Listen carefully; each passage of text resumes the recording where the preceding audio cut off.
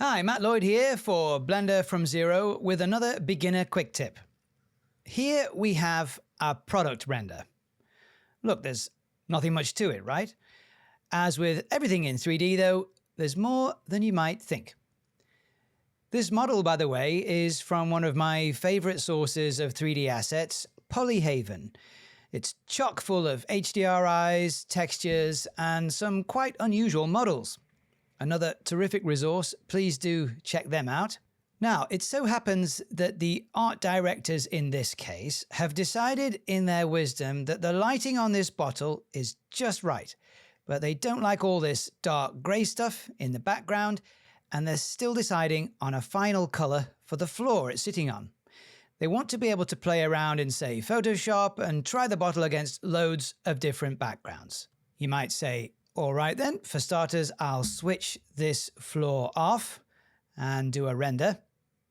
I'd go into Object Properties, Visibility, Ray Visibility, and switch off Camera Visibility there. But look what happens.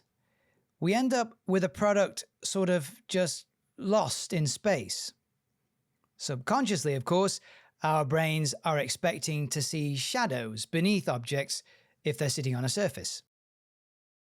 We want the bottle and its shadow, but nothing else. The art directors want the product, they want the shadow, and they want that shadow to be able to sit on all kinds of different colored backgrounds. I now need to tell Blender, just render the part of this floor that has shadow on it. And what's more, make that shadow translucent, so it just darkens whatever color I happen to put underneath it. To do that, I select the floor object, go to Object Properties, Visibility, and check Shadow Catcher. You see in the render preview, all that extraneous shading on the floor vanishes, and we're left with the bottle and what looks like quite a pale shadow, but that's nothing to worry about just yet. So we're almost there.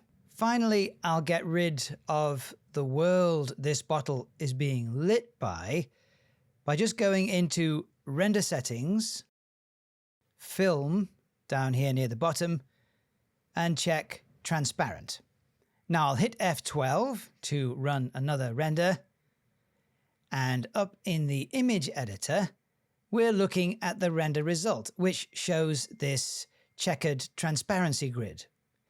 This makes things a bit hard to see, but I've set things up in the compositor so we can now try this against a few different backgrounds. To see what the compositor is doing, I'll switch what this image editor is showing from Render Result to Viewer Node. And if I drag up this lower window, which I've already set to be a compositor, here in this node we have the render I just made, and it's connected to the Viewer node so we can see it. And now I can quickly switch between different background colors. I've just used this little alpha over node here so I can put my render over all these different colors.